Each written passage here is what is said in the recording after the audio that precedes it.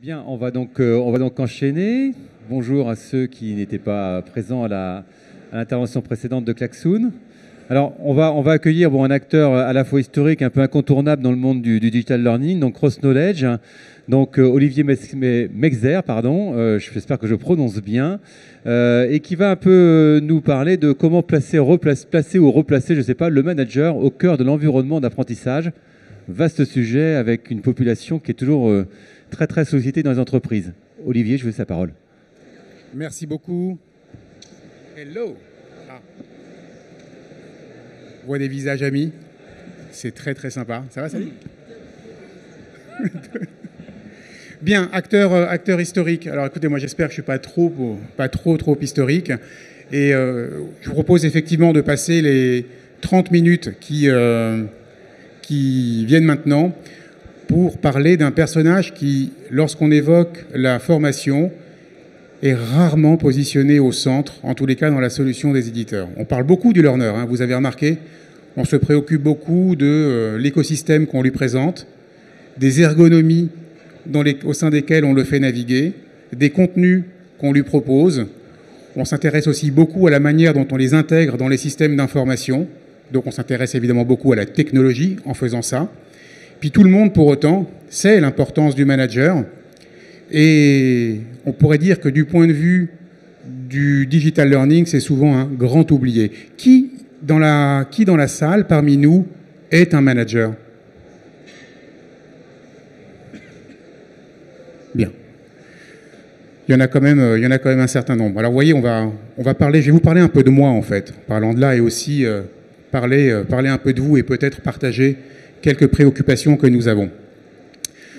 Partons d'un constat très simple, qui est celui du besoin que nous avons de développement des compétences. Je ne suis pas complètement certain que ce soit un besoin radicalement nouveau, pas complètement certain qu'on ne parlait pas déjà au sortir de la guerre ou au moment de la reconstruction ou au moment du choc pétrolier de l'absolue nécessité de redéfinir les métiers, de faire muter la force de travail et de développer la compétence pour préparer le monde d'après.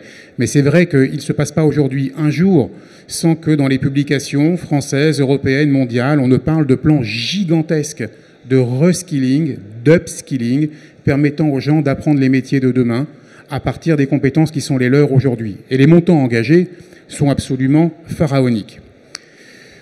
Alors bien évidemment, quand, à partir de là, Price a posé l'an passé la question à des CEO de savoir comment ils considéraient la question de la compétence, du développement de la compétence, eh bien, vous ne serez pas étonnés, puisqu'ils sont les premiers à les faire adopter par leur board, des montants qui sont engagés, puisque ce n'est ni plus ni moins que la première menace interne au sein de leur écosystème. Tout le reste relève de la stratégie, relève de la réglementation, relève de l'instabilité des contextes, soit économiques, soit géopolitiques. Mais la compétence, le développement de la compétence des équipes à l'interne, c'est leur première menace. Derrière, quand vous posez ce que Gartner a fait en 2018, la question à un certain nombre de directeurs des ressources humaines ou de Chief Learning Officer, savoir ce qu'eux en pensaient, considèrent, et le constat est terrible, que 80% des collaborateurs ne possèdent pas les compétences nécessaires à la réussite de leur emploi actuel ou futur. Donc au fond, là, entre les CEO et la communauté RH et L&D, le constat est exactement le même. C'est l'ordre de magnitude qui change un peu.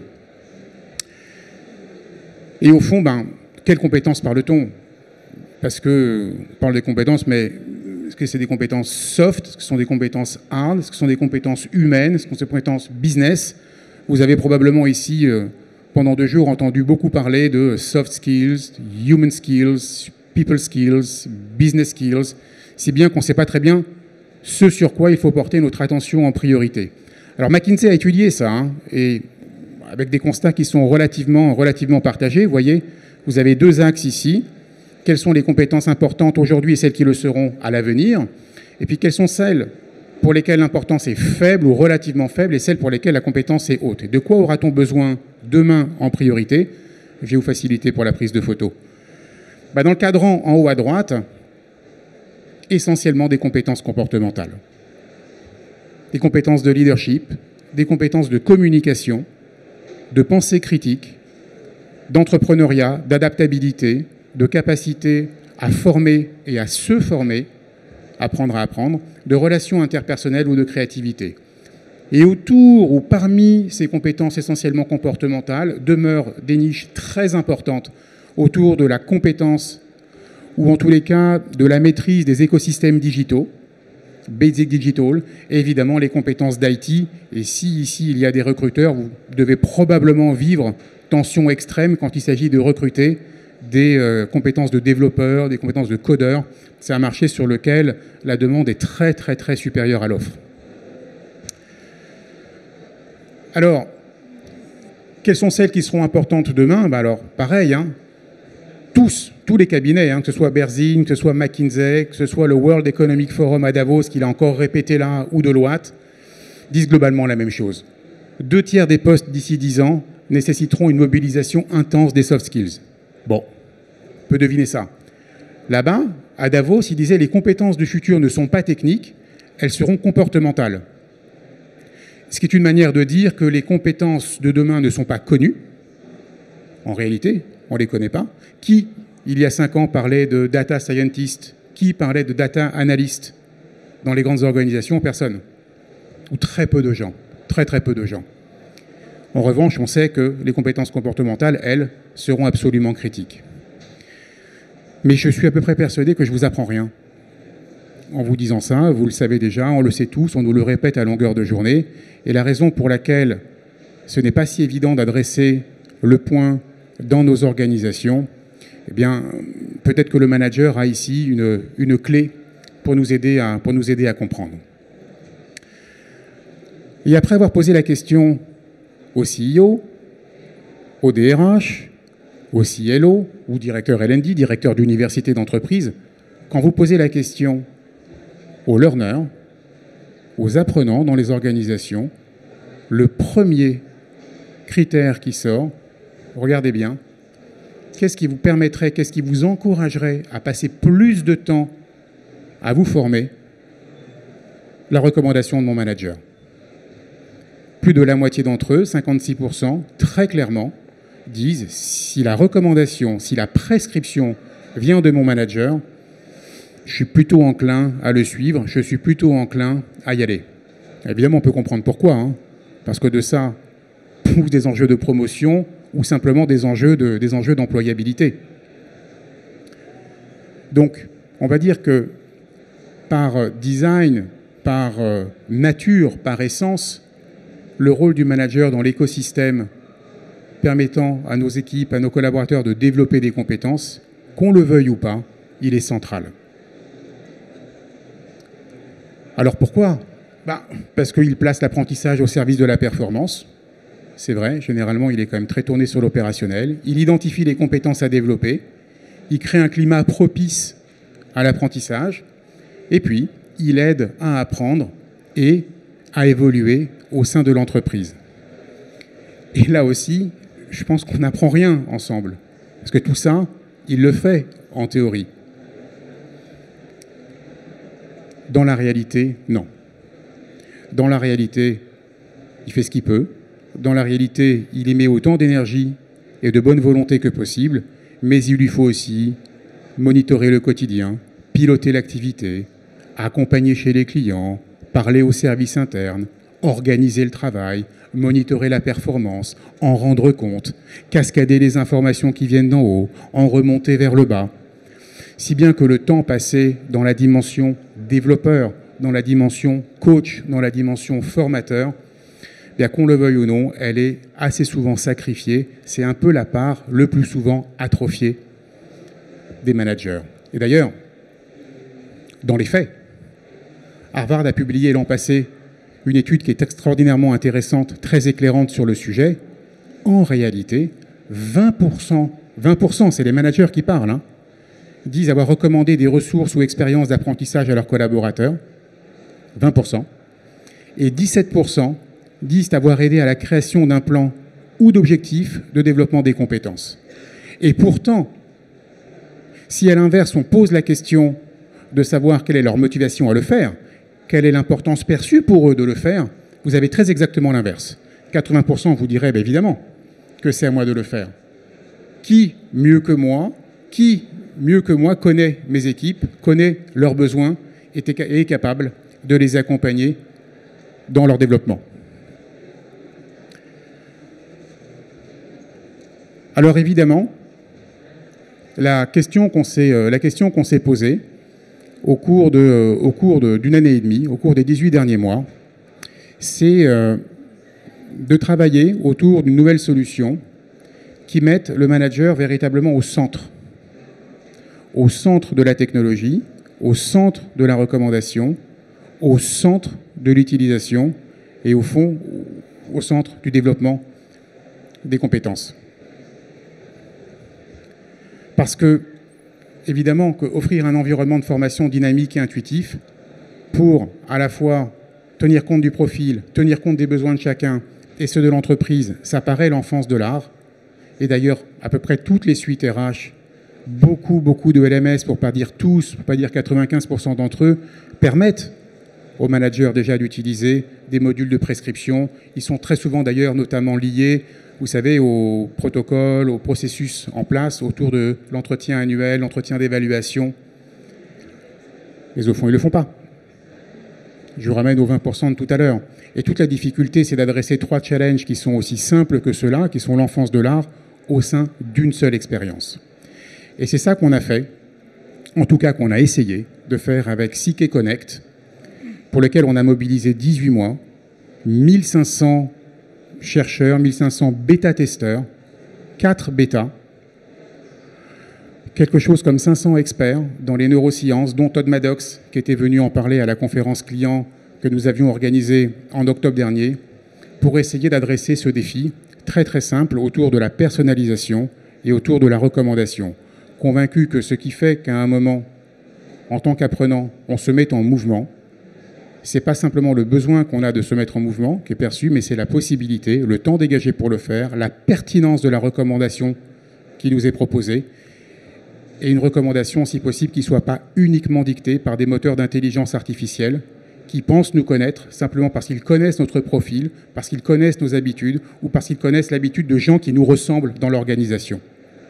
Tout ça a du sens, tout ça est intéressant, mais n'a peut-être pas toujours autant de puissance, autant de pertinence que celui qui nous fréquente tous les jours, même s'il est à distance. Et qu'est-ce que ça permet, CK Connect ?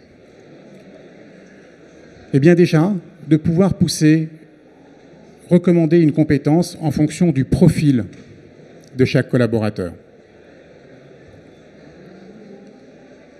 À partir d'un questionnaire que chacun est amené à remplir et qui prend une grosse dizaine de minutes et qui va nous proposer sur 4 dimensions une lecture de ce que sont nos forces, nos fragilités, nos zones de confort et nos zones de challenge, profil qui est partagé avec le manager.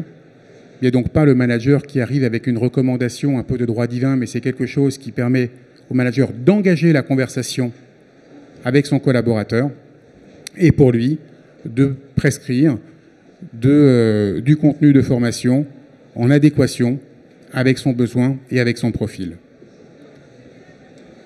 Alors ensuite,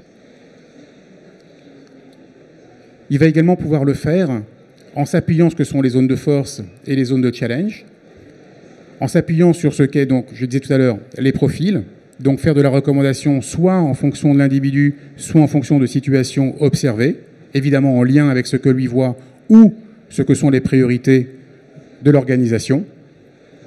Et je ne vais pas vous faire ici une démonstration de CK Connect parce que je crois qu'on l'a beaucoup faite sur le salon, mais simplement peut-être partager avec vous quelques résultats issus des 4 bêta-tests que l'on a fait et des 18 mois qui viennent de s'écouler.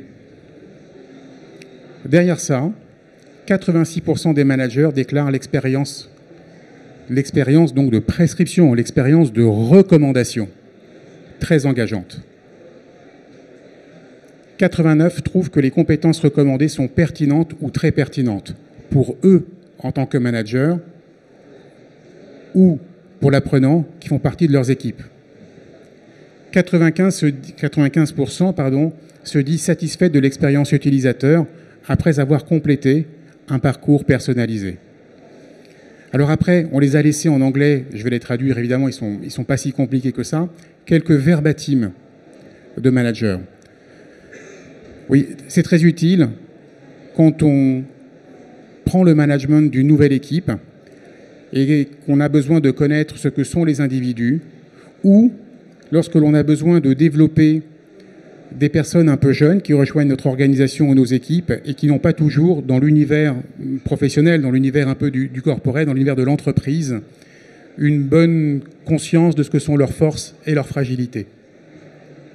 C'est évidemment très intéressant pour l'entretien annuel parce qu'il permet d'avoir une recommandation directement opérationnelle sans passer parfois les filtres un peu longs de la recommandation. Et je vois très très vite comment faire grandir, comment développer mes collaborateurs.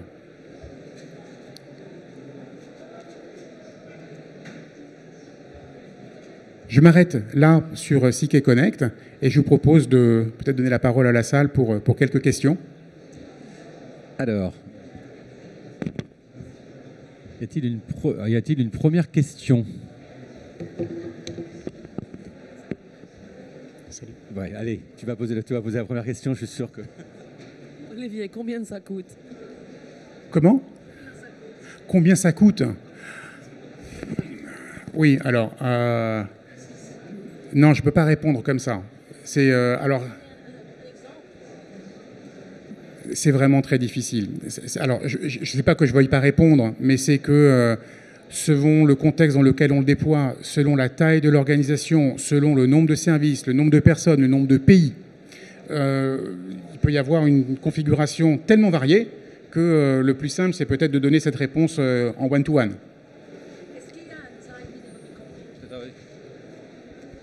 Pour faire cela, selon toi, est-ce qu'il y a une taille minimum économique? Une taille d'entreprise qui s'approprie mieux? Non, parce qu'au fond, je pense que c'est aussi pertinent sur un écosystème de plusieurs milliers de collaborateurs que pour une équipe de 6 collaborateurs. À un moment, ce qui fait que la solution trouve de l'intérêt et développe de la performance, c'est parce qu'un manager est capable, dans une équipe de 5 ou 6 personnes, de dégager des résultats et de mettre en œuvre du skills gap, du développement de compétences à son niveau. Que après ça se cascade ou que ça se multiplie, ça prolifère dans l'organisation, tant mieux. Mais l'unité de base, la cellule de base, de mon point de vue, c'est l'équipe. Parfait. C'est l'équipe. OK. Very good. Une autre question? Madame? Attendez, je vais... Bonjour, merci pour la présentation, c'était très clair. Je suis étudiante en MBA, je prépare une thèse en ce moment, donc ça va beaucoup m'aider. J'ai une question, est-ce qu'il faut forcément avoir un LMS pour utiliser ce genre de solution ou pas forcément? Je travaille sur un projet pilote, donc voilà, merci. Alors, très bonne question. Non, pas forcément. Pas forcément. C'est mieux à partir du moment où vous aurez envie de traquer les informations, si vous voulez avoir un peu de reporting, un peu de granularité pour comprendre ce que sont les temps passés, pour comprendre ce que sont éventuellement les différents types de connexions reliées à la data, essentiellement. Mais encore une fois, en tant qu'expérience, pour l'expérience utilisateur que vous voudriez dégager, la solution est autoporteuse. Alors il se trouve qu'on l'a fait intervenir et qu'on la met en place chez beaucoup de clients qui ont déjà un LMS. Et d'ailleurs, pas toujours le nôtre. Donc on l'intègre dans des écosystèmes tiers, mais donc la solution est autoporteuse.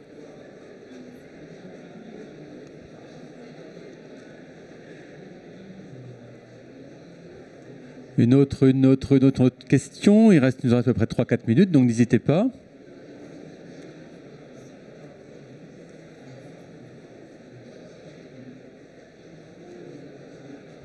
Bien, écoutez, ça veut dire que c'était très très clair, donc on va donc en rester là. Donc, écoutez, merci à vous. Merci à vous. Bonne soirée.